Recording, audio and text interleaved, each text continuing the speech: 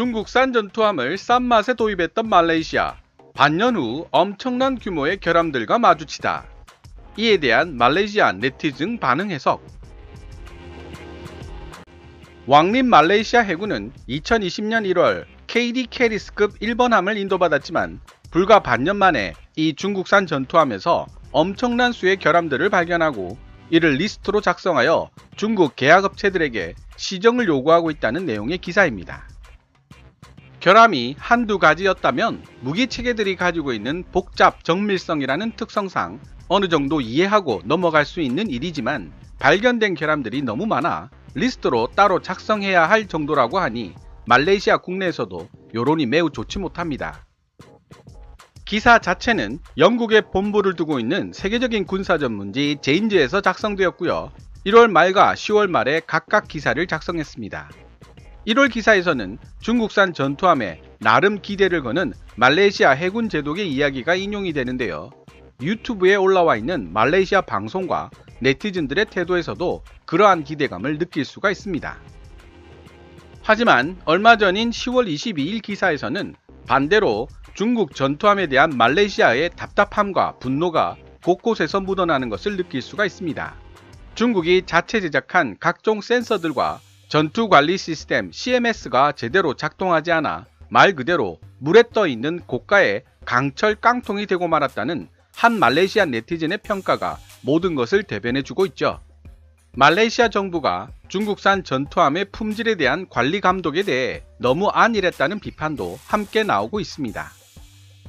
이번 영상에서는 제인즈의 기사뿐만 아니라 제인즈의 기사를 인용하여 전한 말레이시아 국내 매체에 말레이시아 네티즌들이 달아놓은 흥미로운 답글들도 번역을 해보았습니다. 사실 말레이시아는 친중보다는 반중 정서의 국가로 알려진 나라입니다. KKMD 207화 미군 철수를 외치다 영해를 중국에게 빼앗긴 필리핀, 그 반성으로 대한민국 전투기와 전투함을 도입하는 호라이즌 사업을 일으키다 편에서도 설명드린 바와 같이 남중국해에 스프래틀리 군도를 두고 중국과 영토 싸움을 벌이고 있기도 하죠. 그런 말레이시아가 왜 잠재적 적성국가인 중국의 전투함을 품질에 대한 우려에도 불구하고 도입하려 했는지 기사와 말레이시아 네티즌들의 댓글을 통해 확인해 보시기 바랍니다. 기사 원문은 노란색 글자로 표시됩니다. 말레이시아 왕립해군이 최초로 중국에서 도입한 전투함이 말레이시아에 도착했다. 2020년 1월 17일 말레이시아령 보르네오 섬의 사바주에 위치한 코타키나발루의 세판가 해군기지에 환영받으며 도착한 KD 캐리스급은 중국 조선사에 의해 건조될 4척의 연안 임무함 Littoral Mission Ship LMS의 첫 번째 함정이다. 지난 1월 6일 상하이 인근 치동 우창 조선소에서 인간한 68.8m 길이의 이 전투함은 나머지 3척의 연안 임무함들과 함께 세판가를 모항으로 삼을 예정인데 모두 중국에서 건조되고 있다. 이 배는 2019년 12월 31일 중국 치동에서 말레이시아 해군에 인계되어 1월 8일 세판가로 출항했다. 모하드 레자 모하드 사니 말레이시아 해군 제독은 45명 정원인 캐리스급은 해상에서 15일을 버틸 수 있는 지구력을 가지고 있다고 지적하고 두 번째 연안 임무함인 순당함은 올 4월에 말레이시아 해군 동부함대 사령부 역할도 하고 있는 세판가 기지에 도착할 것으로 보인다고 덧붙였다. 모하드 레자 제독은 캐리스와 순당 두 연안 임무함의 도입을 통해 말레이시아 해군은 보르네오에 있는 말레이시아령 사바주와 사라왁 주 해역에서 더 많은 작전 선택권을 가질 수 있게 될 것이라고 말했다. 말레이시아 해군이 주로 평균 30년 이상 된 노후 전투함을 운용하고 있다 보니 점점 더 높은 수준의 유지 관리비가 들어가고 있습니다. 이에 많은 부담을 느껴왔던 말레이시아 해군에게 있어 중국에서 도입한 저렴한 전투함들은 해군의 부담을 크게 덜어주는 존재가 될 것입니다. 라고 모하드 레자 제독은 덧붙였다. 이어서 9개월 이후인 2020년 10월 22일 제인지에 실린 중국제 연안 전투함의 센서와 전투관리 시스템에 많은 결함이 발견되었다는 기사 내용입니다. 역시 기사 내용은 노란색 글자로 표시됩니다. 말레이시아 왕립해군은 처음으로 중국에서 도입한 연안 임무함 캐리스급 1번함을 지금까지 운용하면서 수많은 결함들을 발견했으며 이를 목록으로 작성해 놓았다고 밝혔다. 현재 말레이시아 해군은 이러한 결함들을 시정하고 KD 캐리스급 후속 전투함에서 유사한 문제가 발생하는 것을 막기 위해 중국 계약업체와 협의 중이다. 말레이시아 정부는 2017년 4월 중국 조선산업공사 CSIC와 캐리스급 초계함 4척에 대한 계약을 체결했다. 말레이시아 정부가 중국과 맺은 첫 해군 함정 계약으로 2020년 1월 이 프로그램의 1번함인 KD 캐리스가 임관했다. 말레이시아 정부와 중국 계약업체 사이의 논의에 접근할 수 있었던 한 업계 소식통이 제인즈에게 제공한 KD 캐리스급 결함 목록을 살펴보면 캐리스급이 직면하고 있는 문제점들이 주로 중국 업체가 제공한 각종 센서들과 전투관리 시스템 CMS에 집중되어 있음을 시사하고 있다. 전체 길이가 68.8m인 이 전투함에는 화중 전자광학연구소의 OFC-3 전자광학추적장치 EOTS와 난징 해양레이더연구소의 SR-240-5A 대공 대함 탐지 레이더, 그리고 중국 남서 전자설비연구소의 전자전 지원 ESM 시스템이 탑재되어 있다. 이 전투함에는 또한 디지털 해양지도 시스템 ECDIS와 자동 선박 식별 장치 AIS를 통합시킨 스페리 마린사의 비전 마스터 FT250 항법 레이더도 탑재되어 있다. KD 캐리스급에 탑재된 무장 체계를 살펴보면 주요 무장으로는 충칭 창안산업유항공사가 제작한 CSAN3 30mm 다목적 함포를 한문 장착하고 있고, 스촨 화칭기계유항공사가 제작한 CSLM6 12.7mm 중기관총 2정을 부무장으로 장착하고 있다. 지금까지 2020년 1월 17일과 10월 22일에 해외 유명 군사 전문지 제인즈에 게재된 두 가지 기사를 각각 이어서 해석해 보았습니다. 말레이시아는 동남아 국가들 중에서 비교적 탄탄한 해군 전력을 보유한 나라로 인정받았던 나라였습니다. 타 동남아 국가들에 비해 경제적인 여유가 있었던 것도 지역에서 우수한 해군력을 보유하고 있다고 평가받을 수 있었던 이유들 중 하나이기도 하죠. 물론 대한민국 해군력과 비교할 수 있는 수준의 해군력은 아닙니다.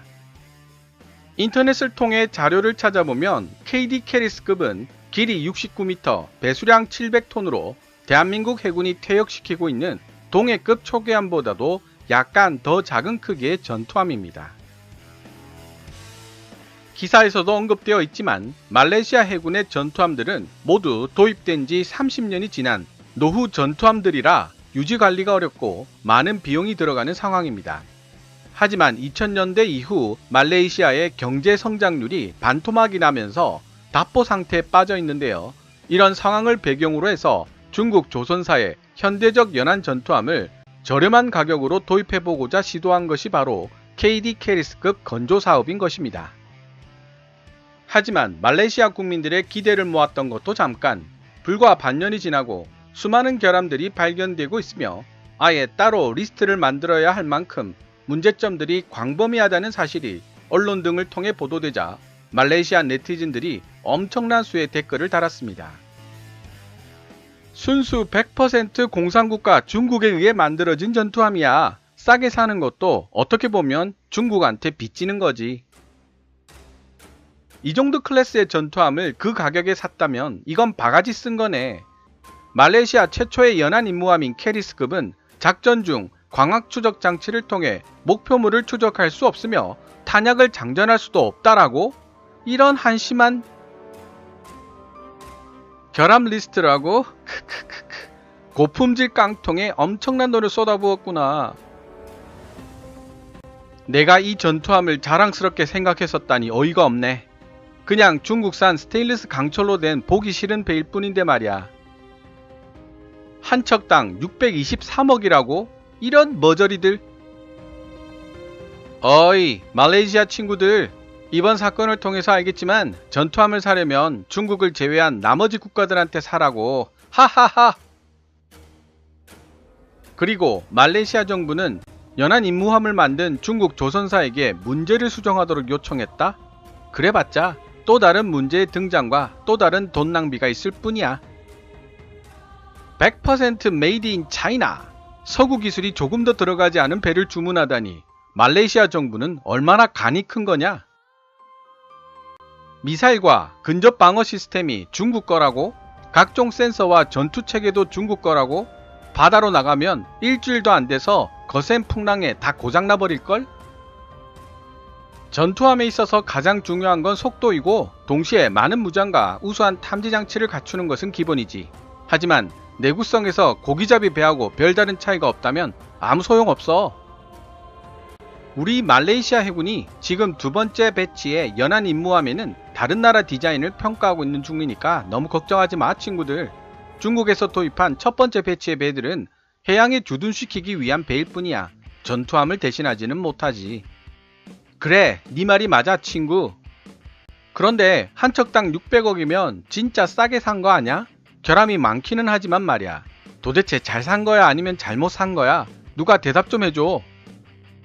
이야, 이 답답한 친구야. 잘 샀다고 생각하니? 이런 계약 한 건 성사시키는데 어느 정도의 시간과 노력이 들어가는 줄 모르는가 본데 지금까지 발견된 결함들만 어느 정도인지 알아? 이 계약을 할 당시 말레이시아 경제가 엉망이었어. 만약 우리한테 여유가 있었더라면 중국이 아니라 유럽이나 한국, 코리안이 만든 동급 전투함을 샀겠지. 게다가 지금은 바이러스가 전 세계로 퍼져나가고 있어. 말레이시아 정치는 더 엉망이 되고 있는 마당에 다른 나라에게서 전투함을 도입할 정신이 있을 거라 생각하는 걸 보면 참 순진하게 이를 데 없는 친구네. 이미 돈도 다 지불됐고 뭔가 주장을 하고 싶으면 좀 배워라 친구야. 전투 관리 시스템 만드는 건 중국 업체 말고 그냥 동네 꼬맹이한테 맡기지 그랬어. 하하. 지금까지 중국에서 건조되어 도입된 연안 임무함 KD 캐리스급에 대한 말레이시아 네티즌들의 댓글을 번역해보았습니다. 중국 국내 내수용도 아니고 수출용으로 만든 전투함에서 이 정도의 결함들이 발견되었다는 사실은 다시 한번 중국의 방산기술이 과연 어느 정도 수준에 도달해 있는가에 대한 의구심을 자아냅니다. 또한 중국 전투함의 문제점이 주로 센서와 전투관리 시스템에서 발견되었다는 사실도 우리에게 시사하는 점이 많습니다. 지난번 필리핀 경전차 수주전에서 K-21105가 지휘, 통제, 통신 및 컴퓨터, 통칭 C4I에서 이스라엘 기업 LB 시스템즈에게 패배했던 것처럼 후발주자인 중국 역시 각종 센서와 소프트 파워에서 많은 문제점을 보이고 있다는 사실입니다. 긴 역사를 지닌 미국과 유럽의 방산업체들이 이 부분에서 강점을 보이고 있는 한, 그리고 우리가 소프트 파워 분야에서 장기적인 안목으로 인재들을 길러내지 못하는 한 대한민국 방산 무기 수출의 미래에도 많은 어려움이 도사릴 수밖에 없다는 뜻이기도 합니다. 오늘 KKMD에서 준비한 내용은 여기까지입니다. 좋아요와 구독 그리고 광고 시청은 제작자에게 큰 힘이 됩니다. KKMD 유료 커뮤니티 채널 멤버로 가입해주시면 조금 더 빠른 영상 시청이 가능하고 영상 제작 후원도 하실 수 있습니다. 지금까지 시청해 주셔서 감사합니다. Kevin's Military Channel KKMD